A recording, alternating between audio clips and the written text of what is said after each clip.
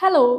Video click ಮಾಡುವಾಗಲೇ ನಿಮಗೆ ಗೊತ್ತಾಗಿರ್ಬೋದು, ಇವತ್ತಿನ ವಿಡಿಯೋಲಿ conscious and sub conscious mind ಬಗ್ಗೆ ಡಿಸ್ಕಸ್ ಮಾಡ್ತಾ ಇದ್ದೀವಿ. And mostly sub conscious mind ಬಗ್ಗೆನೇ ಮಾತಾಡ್ತಾ ಇದ್ದೀನಿ. So let me start with an interesting example. ಹಾಸ್ಪಿಟಲಲ್ಲಿ ಪೇಷಂಟ್ಸ್ನ 2 ಗ್ರೂಪ್ ಆಗಿ ಡಾಕ್ಟರ್ಸ್ ಡಿವೈಡ್ ಮಾಡಿದ್ರಂತೆ. ಅದರಲ್ಲಿ ಒಂದು ಗ್ರೂಪ್ ಆಫ್ ಪೇಷಂಟ್ಸ್ಗೆ ನಾರ್ಮಲ್ ವೈಟಮಿನ್ ಸಿ ಟ್ಯಾಬ್ಲೆಟ್ಸ್ ಕೊಟ್ರಂತೆ. ಇನ್ನೊಂದು ಗ್ರೂಪ್ ಆಫ್ ಪೇಷಂಟ್ಸ್ಗೆ ಇದು ತುಂಬ ಪವರ್ಫುಲ್ ಪೇನ್ ಕಿಲ್ಲರ್ಸು, ಬೇರೆ ದೇಶದಿಂದ ಇಂಪೋರ್ಟ್ ಮಾಡ್ಕೊಂಡಿದ್ದೀವಿ ಅಂತ ಹೇಳಿ ಅವ್ರಿಗೂ ನಾರ್ಮಲ್ ವೈಟಮಿನ್ ಟ್ಯಾಬ್ಲೆಟ್ಸೇ ಕೊಟ್ರಂತೆ. ಬಟ್ ಅದು ಪವರ್ಫುಲ್ ಪೇನ್ ಕಿಲ್ಲರ್ಸ್ ಅಂತ ನಂಬಿದಂತಹ ಗ್ರೂಪ್ ಆಫ್ ಪೇಷಂಟ್ಸ್ಗೆ ಅವರ ಪೇನ್ ರಿಲೀಫ್ ಆಗಿತ್ತಂತೆ.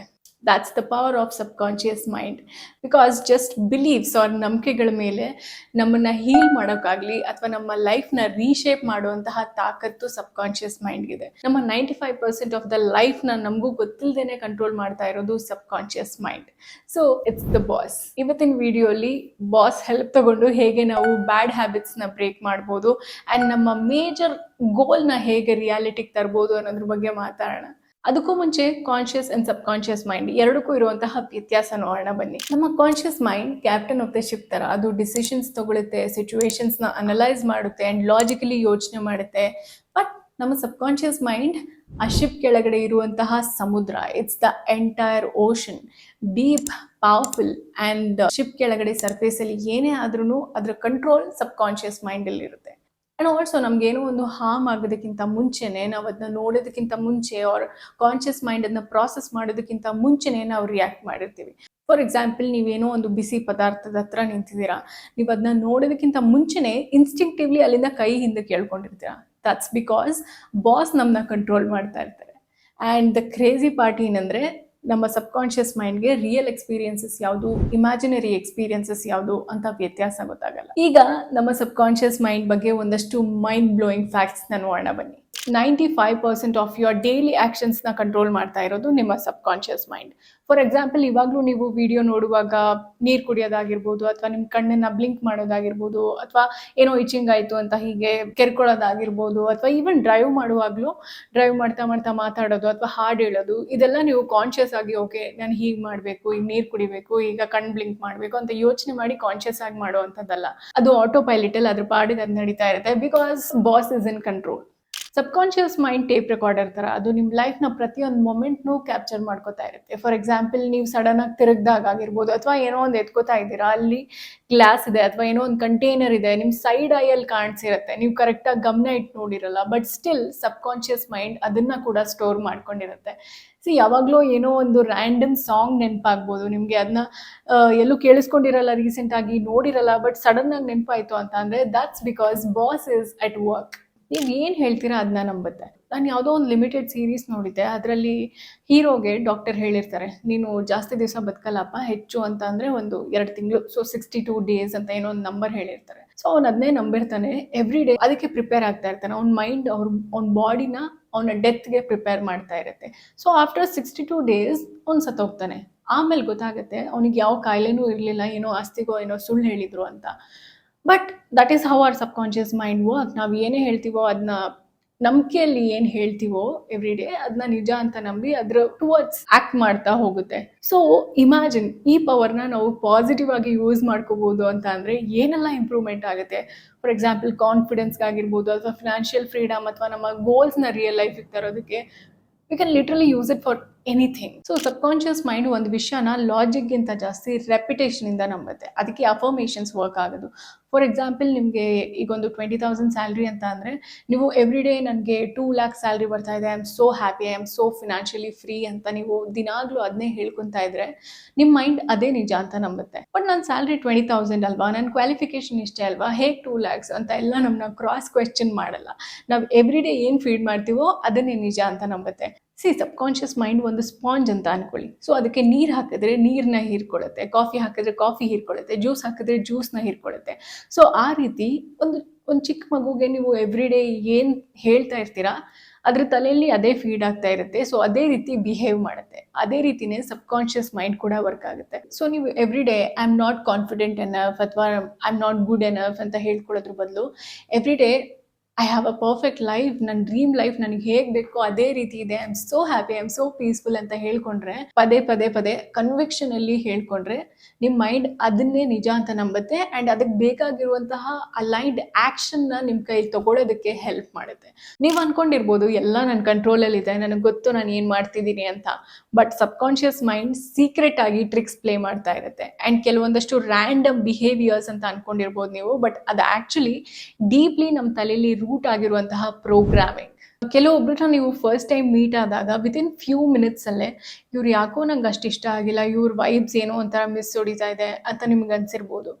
ಸಮ್ಟೈಮ್ಸ್ ಅದು ಇಂಟ್ಯೂಷನ್ ಇರುತ್ತೆ, but most of the times ಅದು ಸಬ್ಕಾನ್ಷಿಯಸ್ ಮೈಂಡ್ ನೀವು ಪಾಸ್ಟಲ್ಲಿ ಯಾರೋ ಒಂದು ವ್ಯಕ್ತಿನ ಮೀಟ್ ಆಗಿ ಅವ್ರು ನಿಮ್ಮನ್ನ ಅನ್ಸೇಫ್ ಆರ್ ಅನ್ಕಂಫರ್ಟೇಬಲ್ ಅಂತ ಫೀಲ್ ಮಾಡಿಸಿರುವಂತಹ ಆ ಒಂದು ಮೆಮರಿ ಜೊತೆ ಇವ್ರನ್ನ ಕಂಪೇರ್ ಮಾಡ್ತಾ ಇರುತ್ತೆ. ಬಟ್ ಆ ಒಂದು ಮೆಮರಿ ನಿಮ್ಮ ತಲೆಯಲ್ಲಿ ಇದೆ ಅಂತಲೂ ನಿಮಗೆ ಗೊತ್ತಿರಲ್ಲ, but subconscious mind will be at it's work. And ಎಷ್ಟೊಂದು ಎಕ್ಸಾಂಪಲ್ಸ್ ಅಲ್ಲಿ ನಾನು ನಿನ್ನ ಫಸ್ಟ್ ಟೈಮ್ ಮೀಟ್ ಆದಾಗ ನೀನು ನಂಗೆ ಇಷ್ಟನೇ ಆಗಿರಲಿಲ್ಲ, I thought you are very rude ಅಂತ ಎಲ್ಲ ಹೇಳಿರ್ಬೋದು ಸ್ವಲ್ಪ ಟೈಮ್ ಆದಮೇಲೆ. ಆ್ಯಂಡ್ ಗ್ರ್ಯಾಜುವಲಿ ಅವರು ಬೆಸ್ಟ್ ಫ್ರೆಂಡ್ಸ್ ಕೂಡ ಆಗಿರ್ಬೋದು ಅಥವಾ ಕಪಲ್ ಕೂಡ ಆಗಿರ್ಬೋದು. So most of the time ನಮ್ಮ ಪಾಸ್ಟ್ ಮೆಮರಿ ಬೇಸಿಸಲ್ಲಿ ಸಬ್ಕಾನ್ಷಿಯಸ್ ಮೈಂಡ್ ಪಾಸ್ ಮಾಡಿರುವಂತಹ ಜಡ್ಜ್ಮೆಂಟ್ ಇರ್ಬೋದು.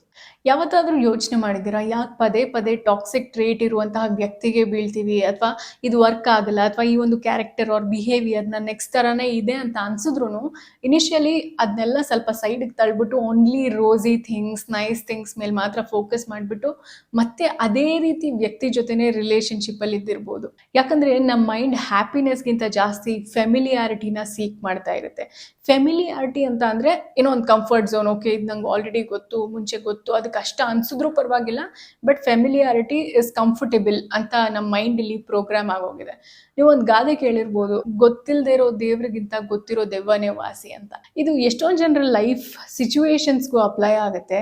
ಎಷ್ಟೊಂದು ಜನ ಕಷ್ಟಪಡ್ತಾ ಇರ್ತಾರೆ, ಅಥವಾ ಏನೋ ಒಂದು ಅವ್ರ ಫ್ಯಾಮಿಲಿಲಿ ಟ್ರಾಮಾ ಆಗ್ತಾ ಇರುತ್ತೆ, ಆದ್ರೂ ಅವ್ರು ದಿನಾಗ್ಲೂ ಅಲ್ಲೇ ಇದ್ದು ಆ ಫೆಮಿಲಿಯಾರಿಟಿ ಬೆಳೆದು ಇದೇ ನಾರ್ಮಲ್ಲು, ಇದೇ ಕಂಫರ್ಟೇಬಲ್ಲು, ಇಲ್ಲೇ ಆರಾಮಾಗಿದ್ದೀನಿ, I don't want to go into any other new life. ಅದೆಷ್ಟೇ ಖುಷಿ ಆಗಿದ್ರು, ಎಕ್ಸೈಟಿಂಗ್ ಆಗಿದ್ರು, ಇಟ್ ಫೀಲ್ಸ್ ಅನ್ಕಂಫರ್ಟೇಬಲ್ ಅಂತ ಅನ್ಕೊಳ್ಳೋಕೆ ಶುರು ಮಾಡ್ತಾರಂತೆ. ಸೊ ನಾವು ಈ ಟ್ರಿಕ್ಗೆ ಟ್ರ್ಯಾಪ್ ಆಗದೆ ಕಾನ್ಷಿಯಸ್ ಆಗಿ ಡಿಸಿಷನ್ಸ್ ತಗೊಳ್ಳೋವರೆಗೂ ಇದೇ ಟಾಕ್ಸಿಕ್ ಲೂಪಲ್ಲಿ ನಮ್ಮ ಲೈಫ್ ಪ್ಲೇ ಆಗ್ತಾ ಇರುತ್ತೆ. ನೀವು ಇನ್ಸ್ಟಾಗ್ರಾಮಲ್ಲಿ ಏನೋ ಒಂದು ರೀಲ್ಸ್ ಪೋಸ್ಟ್ ಮಾಡಿ ಎವ್ರಿ 5 minutes ಎಷ್ಟು ವ್ಯೂಸ್ ಹೋಯಿತು, ಎಷ್ಟು ಲೈಕ್ಸ್ ಬಂತು ಅಂತ ಚೆಕ್ ಮಾಡೋದು, ಆ್ಯಂಡ್ ನಿಮಗೆ ಬೇಕಾದವರು ಅದನ್ನ ಲೈಕ್ ಮಾಡಿದಾರಾ ಇಲ್ವಾ ಅಂತ ಚೆಕ್ ಮಾಡೋದು. ಇನ್ ಕೇಸ್ ಅವ್ರು ಲೈಕ್ ಮಾಡಿದರೆ ಮತ್ತೆ ನಿಮ್ಮ ಪೋಸ್ಟ್ಗೆ ಹೋಗಿ I am looking really nice ಅಂತ ಅನ್ಕೊಳ್ಳೋದು. ಅಥವಾ ಅವ್ರು ಲೈಕ್ ಮಾಡಿಲ್ಲ ಅಂತ ಅಂದರೆ ನನಗೆ ಡೌಟ್ ಇತ್ತು, ನಾನು ಈ ಫೋಟೋ ಹಾಕಬಾರ್ದಾಗಿತ್ತು, ನಾನು ಅಷ್ಟು ಚೆನ್ನಾಗಿ ಕಾಣ್ತಾ ಇಲ್ಲ ಅಂತ ಅನ್ಕೊಳ್ಳೋದು.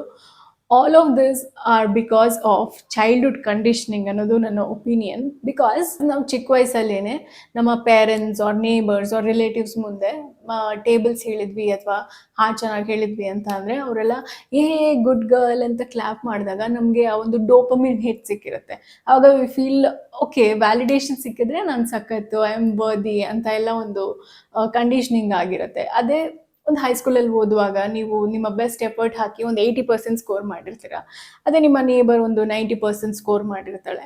ನಿಮ್ಮ ಪೇರೆಂಟ್ಸ್ ನಿಮ್ಮ ರಿಸಲ್ಟ್ಸ್ನ ಅಪ್ರಿಷಿಯೇಟ್ ಮಾಡೋದ್ರ ಬದಲು ನೀವು ಇಷ್ಟೆಲ್ಲ ಓದಿ 80% ನೋಡೋಳು 90% ಬಂದಿದೆ ಅಂತ ಅಂದಾಗ you feel so inferior. Initially ನಿಮಗೆ ನಿಮ್ಮ ರಿಸಲ್ಟ್ ನೋಡಿದಾಗ ಎಕ್ಸೈಟ್ ಆಗಿದ್ರಿ, ವಾವ್ ಚೆನ್ನಾಗಿ ಸ್ಕೋರ್ ಮಾಡಿದ್ದೀನಿ ಅಂತ. ಬಟ್ ಅದೇ ನಿಮ್ಮ ಪೇರೆಂಟ್ಸ್ ಈ ರೀತಿ ಹೇಳಿದಾಗ, ನಿಮ್ಮ ಪೇರೆಂಟ್ಸ್ ಕಡೆಯಿಂದ ನಿಮಗೆ ವ್ಯಾಲಿಡೇಷನ್ ಸಿಗದೇ ಇದ್ದಾಗ okay I am not good enough ಅನ್ನೋ ಒಂದು ಫೀಲಿಂಗ್ ಸ್ಟ್ರಾಂಗ್ ಆಗಿ ನಿಮ್ಮ ತಲೆಯಲ್ಲಿ ಕೂತ್ಕೊಂಡಿರುತ್ತೆ. ಸೊ ನಿಮ್ಮ ವ್ಯಾಲ್ಯೂ ಇರೋದು ಬೇರೆಯವರ ವ್ಯಾಲಿಡೇಷನಲ್ಲಿ ಅಂತ ನೀವು ನಂಬೋದನ್ನ ನಿಲ್ಲಿಸೋವರೆಗೂ you will be a slave to others validation.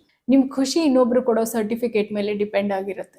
ನಿಮ್ಮ ಲೈಫಲ್ಲಿ ಯಾವಾಗಲಾದರೂ ಎಲ್ಲ ಪರ್ಫೆಕ್ಟ್ ಆಗಿದ್ದು ಸ್ವಲ್ಪ ದಿನದಲ್ಲಿ ನೀವೇ ಮೆಸ್ಅಪ್ ಮಾಡ್ಕೊಂಡಿರುವಂತಹ ಎಕ್ಸಾಂಪಲ್ಸ್ ಇರ್ಬೋದು. ಮೇ ಬಿ ನೀವು ಕಂಟಿನ್ಯೂಸ್ ಆಗಿ 1-2-3 ವೀಕ್ಸಿಂದ ವರ್ಕೌಟ್ ಮಾಡ್ತಾ ಇದ್ದೀರಾ, and all of A sudden ಏನೋ ಒಂದು ಸಿಲ್ಲಿ ರೀಸನ್ ಹುಡುಕ್ಬಿಟ್ಟು ವರ್ಕೌಟ್ ಸ್ಕಿಪ್ ಮಾಡೋದಾಗಿರ್ಬೋದು, ಅಥವಾ ನಿಮ್ಮ ಪಾರ್ಟ್ನರ್ ಜೊತೆ ಏನೂ ಜಗಳ ಆಗದೆ ತುಂಬ ದಿವಸದಿಂದ ಖುಷಿ ಆಗಿದ್ದೀರಾ, and all of A sudden ಅಲ್ಲೂ ಏನೋ ಒಂದು ಸಿಲ್ಲಿ ರೀಸನ್ ಹುಡುಕಿ ಜಗಳ ಮಾಡೋದಾಗಿರ್ಬೋದು. ಈ ರೀತಿ ಆಗಿರುವಂತಹ ಚಾನ್ಸಸ್ ಇರುತ್ತೆ. ಅದು ಯಾಕೆ ಅಂತ ಅಂದರೆ ನಮ್ಮ ಸಬ್ಕಾನ್ಷಿಯಸ್ ಮೈಂಡ್ ಹೇಳ್ತಾ ಇರುತ್ತೆ, ಇದು ನಾರ್ಮಲ್ ಅಲ್ಲ, ತುಂಬ ದಿವಸದಿಂದ ಎಲ್ಲ ಒಳ್ಳೆ ವಿಷಯಗಳೇ ನಡೀತಾ ಇದೆ, ನೀನು ತುಂಬ ಖುಷಿಯಾಗಿದೆಯಾ, ಏನೋ ಡ್ರಾಮಾನೇ ನಡೀತಾ ಇಲ್ಲ, I think something is wrong, this is too good to be true ಅಂತ ಹೇಳ್ತಾ ಇರುತ್ತೆ. ಐ ಥಿಂಕ್ ಈ ಬಿಹೇವಿಯರ್ ಮೆನ್ಗಿಂತ ವಿಮೆನಲ್ಲೇ ಜಾಸ್ತಿ ಇರುತ್ತೆ ಅಂತ. Because see men are simple creatures. ಅವ್ರ ಪ್ರಕಾರ ಎಸ್ ಅಂದರೆ ಎಸ್, ನೋ ಅಂದರೆ ನೋ. ಬಟ್ ನಮಗೆ ವಿಮೆನ್ಗೆ ಇಟ್ಸ್ ಎಸ್ ಆರ್ ನೋ ಅಂತ ಅಂದರೆ it could be maybe, not sure, I don't know, whatever it is. So it's a bit complicated. ಹಾಗಾಗಿ ನಮ್ಮ ಮೈಂಡ್ ತುಂಬ ದಿವಸ ಒಳ್ಳೆ ವಿಷಯಗಳನ್ನ ಹೋಲ್ಡ್ ಅಪ್ ಮಾಡ್ಕೊಳ್ಳೋದಕ್ಕೆ ಅದಕ್ಕೆ ಅನ್ಕಂಫರ್ಟೇಬಲ್ ಅಂತ ಅನ್ಸುತ್ತೆ. ಅಂಡ್ ಆಲ್ಸೋ ನಾನು ಚೈಲ್ಡ್ಹುಡ್ ಅಲ್ಲಿ ಕೆಲವ್ರು ಹೇಳೋದನ್ನ ಕೇಳಿದ್ದೆ, ಯಾಕೋ ತುಂಬಾ ನಗ್ತಾ ಇದ್ದೀನಿ, ಏನೋ ಕೆಟ್ಟದಾಗತ್ತೆ ಅಂತ ಅನ್ಸುತ್ತೆ ಅಂತ. ಬಿಕಾಸ್ ಅವ್ರ ಲೈಫಲ್ಲಿ ಬ್ಯಾಕ್ ಟು ಬ್ಯಾಕ್ ಏನೋ ಒಂದು ಚಾಲೆಂಜಸ್ಸು, ಏನೋ ಒಂದು ಪ್ರಾಬ್ಲಮ್ಸ್ನ ಅನುಭವಿಸ್ತಾ ಬಂದಿರ್ತಾರೆ. ಸೊ ಲಾಂಗ್ ಟೈಮಲ್ಲಿ ಒಂದು ಒಳ್ಳೆ ವಿಷಯ, ಖುಷಿಯಾಗಿದ್ದೀವಿ ಅಂತ ಇರೋವಂಥ ಚಾನ್ಸಸ್ ತುಂಬ ಕಡಿಮೆ ಇರುತ್ತೆ. ಸೊ ಅವರ ಸಬ್ಕಾನ್ಷಿಯಸ್ ಮೈಂಡ್ ಇದೇ ನಾರ್ಮಲ್ ಅಂತ ಡಿಸೈಡ್ ಆಗೋಗಿರುತ್ತೆ. ಅಂದರೆ ಏನೋ ಒಂದು ಸ್ಟ್ರಗಲ್ಸ್ ಬರ್ತಾ ಇರಬೇಕು, ಏನೋ ಒಂದು ಡ್ರಾಮಾ ಇರಬೇಕು, ಆವಾಗಲೇ ಲೈಫು ಕರೆಕ್ಟ್ ಆಗಿದೆ ಅಂತ. ಸೊ ಈ ರೀತಿ ನಿಮ್ಮ ಸಬ್ಕಾನ್ಷಿಯಸ್ ಮೈಂಡ್ ಹೇಳಿದಾಗ ನೀವು ಸ್ವಲ್ಪ ಪುಷ್ ಮಾಡಿ, ನನ್ನ ಲೈಫ್ ಕಂಫರ್ಟೇಬಲ್ ಆಗಿರ್ಬೋದು, ನನ್ನ ಲೈಫ್ ಖುಷಿ ಆಗಿರ್ಬೋದು, ನನ್ನ ಲೈಫ್ ಪೀಸ್ಫುಲ್ ಆಗಿರ್ಬೋದು, this is new normal and ಇದರಲ್ಲಿ ಏನು ಸರ್ಪ್ರೈಸಿಂಗ್ ಏನೂ ಇಲ್ಲ, I can be this happy all the time ಅಂತ ನಿಮ್ಮ ಮೈಂಡ್ನ ನೀವು ಟ್ರೈನ್ ಮಾಡಿದ್ರೆ, okay maybe this is a new program ಅಂತ ಅದು ಸೇವ್ ಮಾಡ್ಕೊಳ್ಬೋದು. ಸೊ ನಾವು ಪಾಸ್ಟ್ ಇನ್ಸಿಡೆಂಟ್ಸ್ ಇಂದ ಡಿಸಿಷನ್ಸ್ ತಗೊಳ್ದೆ ಕಾನ್ಷಿಯಸ್ ಆಗಿ ಡಿಸಿಷನ್ ತಗೊಂಡಾಗ ಈ ಒಂದು ಲೂಪ್ನ ಬ್ರೇಕ್ ಮಾಡ್ಬೋದು. ಸಿ, ನಿಮ್ಮ ಲೈಫಲ್ಲಿ ಸಾಲ್ವ್ ಮಾಡೋಕ್ಕಾಗದೇ ಇರುವಂತಹ ಕಾಂಪ್ಲಿಕೇಟೆಡ್ ಪ್ರಾಬ್ಲಮ್ಸ್ ಯಾವುದೂ ಇಲ್ಲ. You are not broken. ನಿಮ್ಮ ತಲೆಯಲ್ಲಿ ಒಂದು ಸರ್ಟೆನ್ ಸೆಟ್ ಆಫ್ ಪ್ರೋಗ್ರಾಮ್ಸ್ನ ರನ್ ಮಾಡ್ತಿದ್ದೀರಲ್ಲ, ಅದರಲ್ಲಿ ಯಾವುದು ನಿಮ್ಮನ್ನ ಸರಿ ದಾರಿ ಕರ್ಕೊಂಡು ಹೋಗ್ತಾ ಇದೆ, ಯಾವುದು ನಿಮ್ಮನ್ನ ವಿಕ್ಟಿಮ್ ಸ್ಟೇಟ್ಗೆ ಹೇಳ್ಕೊಂಡು ಹೋಗ್ತಾ ಇದೆ ಅನ್ನೋದನ್ನ ಒಂಚೂರು ಅಬ್ಸರ್ವ್ ಮಾಡಿಕೊಂಡು ಕಾನ್ಷಿಯಸ್ ಆಗಿ ನಿಮ್ಮ ಸಬ್ಕಾನ್ಷಿಯಸ್ ಮೈಂಡ್ನ ನಿಮಗೆ ಹೇಗೆ ಬೇಕೋ ರೀಪ್ರೋಗ್ರಾಮ್ ಮಾಡಿಕೊಂಡ್ರೆ ನಿಮಗೆ ಬೇಕಾದಂತಹ ರಿಸಲ್ಟ್ಸ್ ಸಿಗ್ತಾ ಹೋಗುತ್ತೆ. ಹಾಗೆ ನಮ್ಮ ಹಳೆ ಪ್ಯಾಟರ್ನ್ಸ್ನ ರೀವೈರ್ ಮಾಡ್ಕೊಳ್ಳೋದು ಹೇಗೆ, ಆ್ಯಂಡ್ ಆಲ್ಸೋ ನಮಗೆ ಬೇಕಾಗಿರುವಂತಹ ನಮ್ಮ ಡ್ರೀಮ್ ಲೈಫ್ನ ಥ್ರೂ ರೈಟ್ ವಿಜುವಲೈಸೇಷನ್ ಟೆಕ್ನಿಕಲ್ಲಿ ನಾವು ಮ್ಯಾನಿಫೆಸ್ಟ್ ಮಾಡ್ಕೊಳ್ಳೋದು ಹೇಗೆ ಅನ್ನೋದ್ರ ಬಗ್ಗೆ ವಿಡಿಯೋ ಬೇಕು ಅಂತ ಅಂದರೆ ವಿಜುವಲೈಸೇಷನ್ ಅಂತ ಕಮೆಂಟ್ ಮಾಡಿ. ಸೊ ಜಾಸ್ತಿ ಓದ್ ಸಿಕ್ಕಿದೆ, ನೆಕ್ಸ್ಟ್ ವಾರ ಇದೇ ಟೈಮಲ್ಲಿ ನೀವು ನನ್ನ ವಿಜುವಲೈಸೇಷನ್ ವಿಡಿಯೋ ನೋಡ್ತಾ ಇರ್ತೀರಾ. And that's it. I hope ಈ ವಿಡಿಯೋ ನಿಮಗೆಲ್ಲ ಇಷ್ಟ ಆಗಿದೆ ಅಂತ. Take good care of yourself. You have a fantastic day.